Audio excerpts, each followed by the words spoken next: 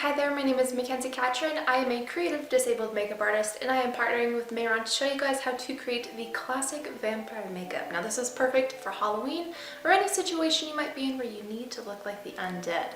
So I'm going to be showing you guys how to do this look using the Mehron Vampire Professional Kit.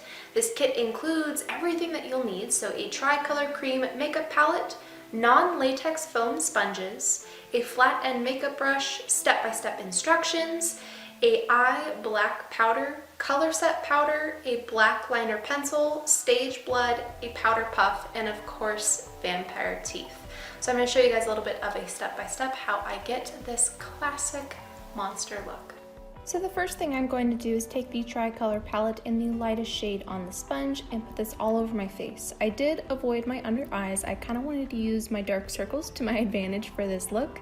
And then after that, I'm taking the same sponge in the darkest color and I'm going around the perimeter of my face, really concentrating the color on my temples and my cheekbones to give my vampire a very hollowed out, dead look.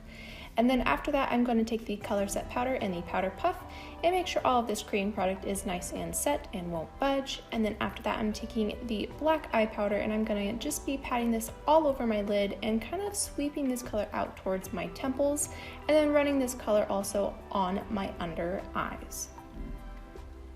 And after that, I'm taking the black eye pencil and running this along my waterline. And then after that, I'm going to be taking the red shade from the tri-color palette in the flat brush, and I'm going to be giving myself a nice red lip. Now, this is a very, very bold color, so what I decided to do was take the black cream color on my fingertips and just put this on the center of my lips.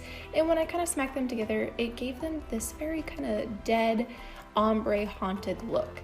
And then after that, I am going to take the blood and I'm going to be dripping this all over my mouth. This is a very thick product, so it takes a little bit of work, but it's totally worth it. It's totally realistic. So what I did after dripping this along my mouth is take my fingers and tap this around the edges. I wanted my vampire to look like it had just claimed a victim, so things got a little bit messy. I started running this down my neck, just trying to think of if this person was being feasted upon, where would this blood go?